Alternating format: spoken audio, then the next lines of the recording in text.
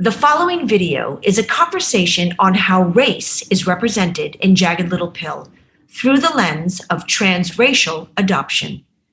Lead producer Arvind Ethan David discusses this issue with Impact Board advisor Angela Tucker, founder of the organization The Adopted Life.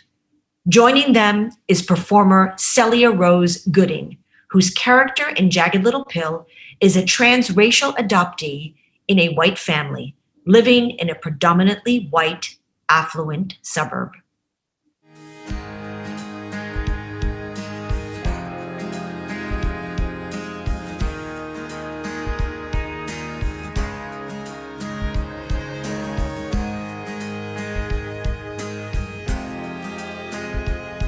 Hello everyone, I'm Arvind Ethan David.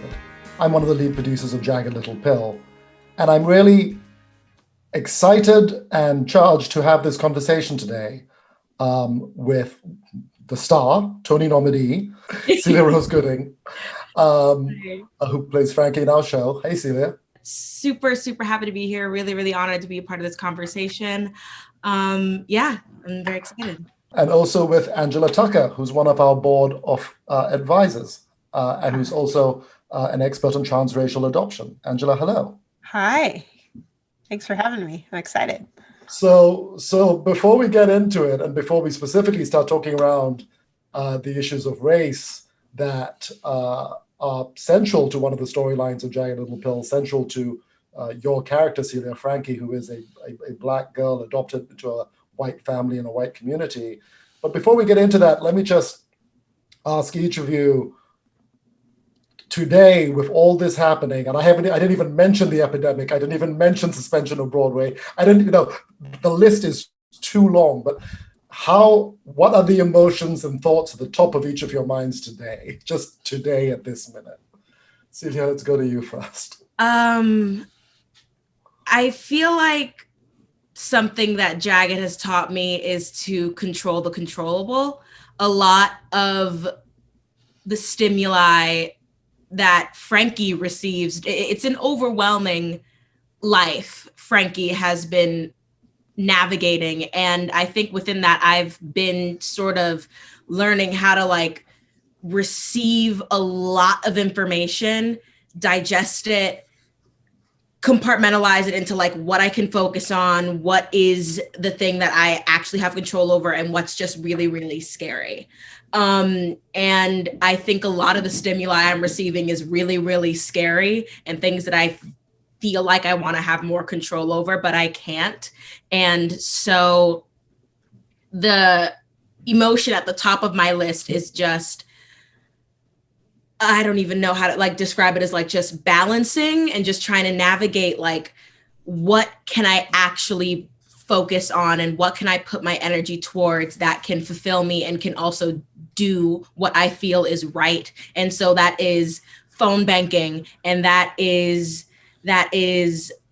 reaching out to my family members and saying, hey, do you have a voting plan? It's talking to my friends and saying, hey, how are you doing? Tell me something good that's happened today. It's keeping the news on, keeping the notifications around, but also being able to turn it off and say, I'm hearing this headline for the 7th time in a row. I've seen the brutality. I know what this is. I can turn it off and not feel like I'm shutting out the world. It's being kind to myself, but also staying aware, which is a balancing act, especially this year. Angela, how are you today? What are the emotions on the top of your mind today? I am laser focused on supporting all of the adopted youth that I mentor, specifically the transracial adopted youth. I speak with about 30 youth who are between the ages of 12 and 20 on a monthly basis. Some of them individual, some in groups, but these are youth, much like Frankie's character, who are people of color, raised by white parents. And the ones that I'm really specifically focused on during this wild time are those whose parents are Trump voters, those Black kids whose parents are parenting through a colorblind approach, I have a few youth that I'm mentoring who have wanted to go out and protest and wanted to shout Black Lives Matter, and their parents don't believe that. Their parents believe that they matter. Their parents love them, their children, their adopted child, but don't believe that Black Lives Matter. And they may be saying it in really subliminal messaging types of ways. And so these youth are on my brain all the time. I love meeting with them, but it's really a time when transracial adoptees, especially those with parents who don't get it, need a lot of support. So I've been really focused on that. I love it. I'm so grateful for Zoom and for being able to connect virtually with these kids all over the country, because transracial adoptees are really a silent minority, as we can talk about a little bit through Frankie's character. So that's where I am. It must be because we all know, either as parents or as children, that there's always a gap. There's a generational gap between us and our parents. There's often a cultural gap, a societal gap. If you're either adopted or even if you're from a biracial family, there's all sorts of gaps that open up in understanding and sympathy, even when there's enormous love. And what you're describing is sort of a very extreme case of that. And I'm wondering, how do you help them navigate this without undermining the love that they must feel for their parents and their parents must feel for, like, how do you go, hey, I know your dad loves you, but on this one, he's wrong. Like, how does one manage that? And as you answer that, I want to, I find myself wondering, what if Frankie had someone like you to talk to in the story? Like, how would that have played out? That would have been really interesting. On my end, I'm not undermining parents' love when I'm working with youth, but it is interesting for me to help the youth figure out why it is that they haven't felt safe or comfortable to tell their parents exactly what they feel, which for many adopted youth, transracial adopted youth, include actually also transracially adopted adults too. And this is partly because of the media representation and like the oppression of our voices within transracial narratives on the screen or in theater. But this is a really common experience for these youth to say to me, I know my parents love me, and that's why I don't want to tell them that I feel like an imposter, or I feel like I have my foot in two worlds, that I'm like, I don't want to tell them that my friends say that I am an Oreo, that I'm black on the outside but white on the inside. I don't want to tell them that because I know they love me and I don't want to hurt their feelings. They're also actively avoiding abandonment again. So adoptees, we've already been abandoned once. And so the thought from a lot of these youth is that if I tell my parents this truth, then I might freak them out so much that they will be like in tears or elicit some emotion that to our bodies sometimes feels like rejection or abandonment. And so that's actually a really interesting crux, is like knowing they love us, yet their actions don't reflect a love for our whole community and people. And that is said by things like, you're going to go to this school, or we're going to live in a predominantly white city because it's safer. Mm-hmm. You know, so like they're hearing two messages, like, okay, you love me, but you don't love my people. So I'm really confused. You're raising me to assimilate to whiteness, and you're acting like whiteness is the status quo. But at the same time, like, I look in the mirror and I don't look like you. And so that is the crux that we're talking about in these mentorship sessions that I have with the youth. The amount of energy, processing energy it takes to question the very context in which you have grown and been formed. Yes. And to reinterpret yourself in the light of that. And I think helping someone do that is almost a definition of what being a mentor is. So all power to you. Celia, would Frankie have benefited from an Angela at the end of a Zoom through the story of Jagged Little Pill? Let me think about that. Yes. Yes. Celia benefited from having an Angela. Absolutely.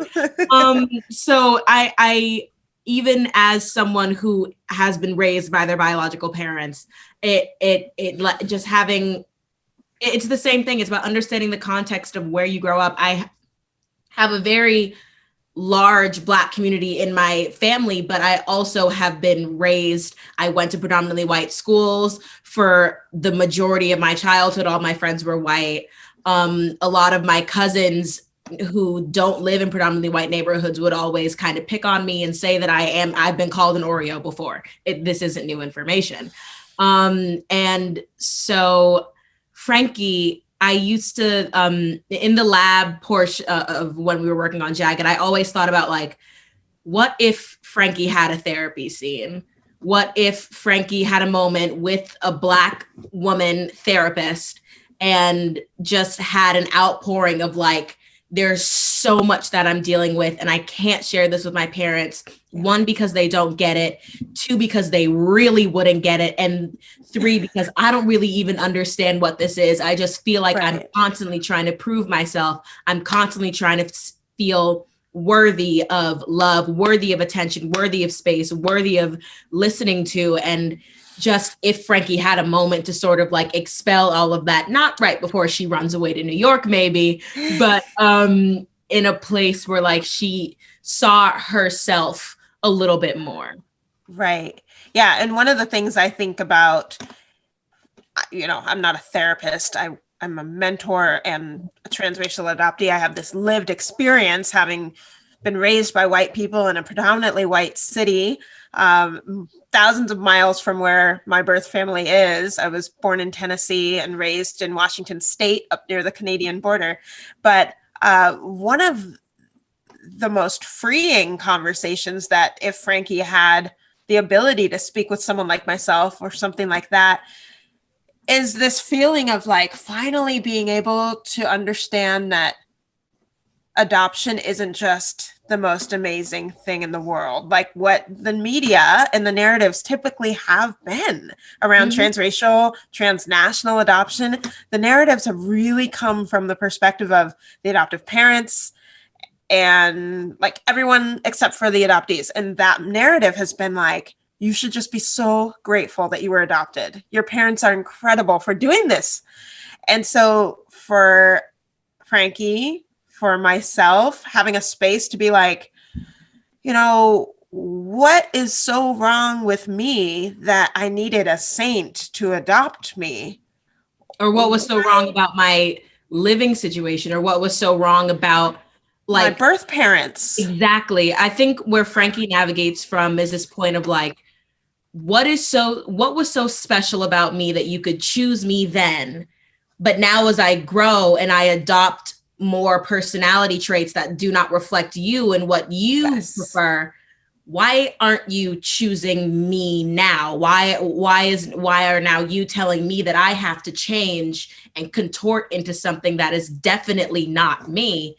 Where's the disconnect? Am I not enough to be chosen anymore? Like what? Right. Do you? That so many adoptive parents like Mary Jane and Steve, they adopt this cute little Black baby that doesn't have opinions yet, even though we know from research that for adoptees, there is a primal wound when we're separated from our first parents, but that goes unnoticed. So we may be like crying out inside, but we don't have the language to say like, what? This is like culture shock. You just plucked me from here to there, but you love me so much. But yeah, once an adoptee grows and is like, actually, like this adoption thing is kind of weird, or like, why wouldn't you support my birth parents to keep me instead of just plucking me and then raising me in, you know, it's like, once that happens, then Mary Jane and Steve are like, yeah, Frankie, you've got too much attitude. Like, you know, why are you wearing that? Why are you taking on all these other causes? You know, that sort of not understanding you is so confusing. When we first came to you and said, hey, will you consult to us? Like, what did you think? What were your, both about just the prospects in general of doing something like this? I don't know if you had done it before for other shows. Finally felt like, is this an opening to where media is finally understanding that the experts of the adoption experience are the adoptees themselves. Is media finally coming to grips with the fact that this like rags to riches fairy tale narrative of adoption is actually hurting adoptees, and that putting money towards ensuring accurate representation of our identities is going to like save us. And I'm not being extreme in the sense that 1 in 4 adoptees who seek therapy are attempting suicide right now. This is a stat from the American Academy of Pediatrics. And this is because the media has so long convoluted our stories to ways that felt like we were being gaslit. Like, it just didn't make, and so for Jagged Little Pill to reach out and be like, we want to do this right, we want to get it right. I have all these youth who I want to bring to the show because they will be able, for like the first time, to be like, I see myself represented up there. I know now that like my feelings are real, I'm real, I exist, I don't need to hide. I mean, it's hard to overstate the importance of Jagged deciding to put money towards accuracy here.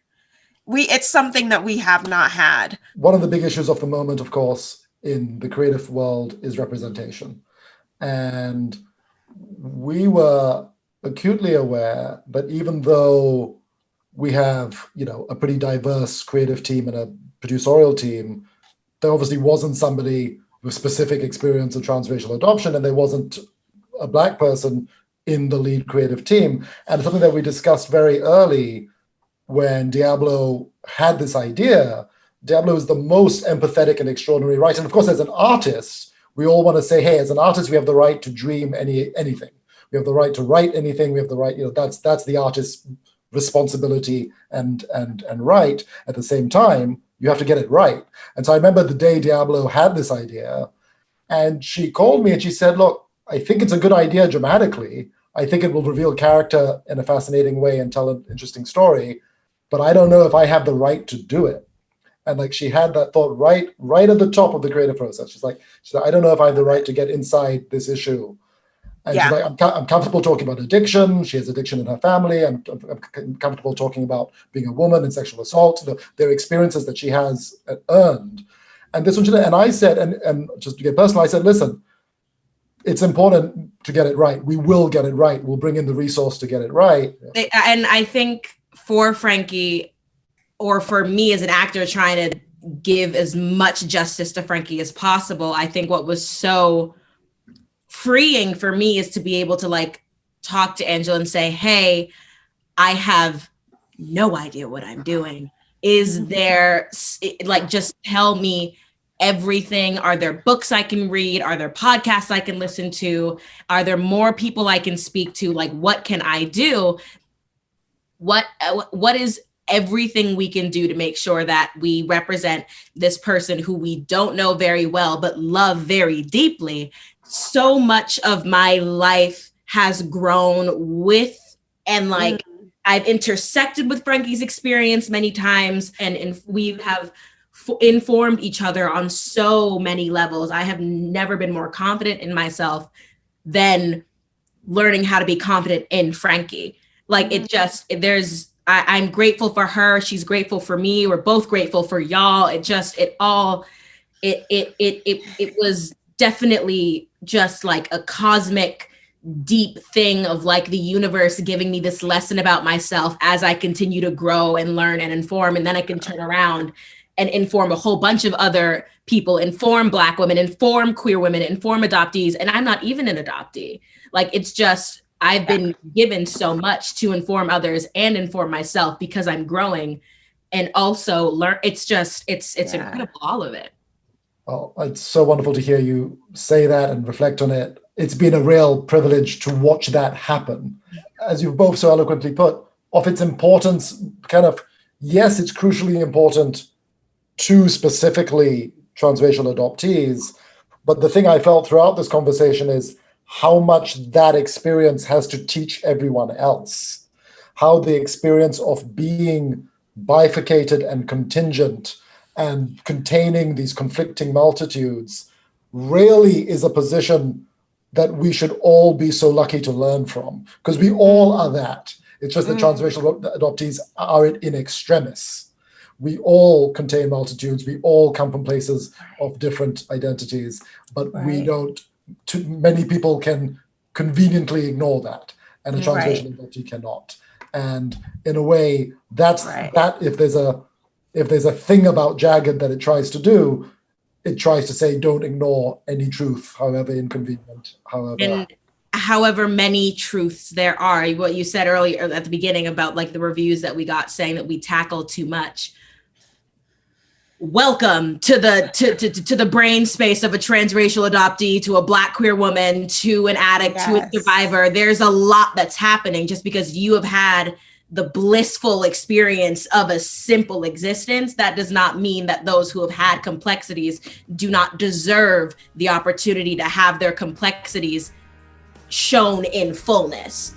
Society is ready for that. Like, let's be more realistic, because even those who think that they had maybe simple lives are seeing themselves in the complexities here.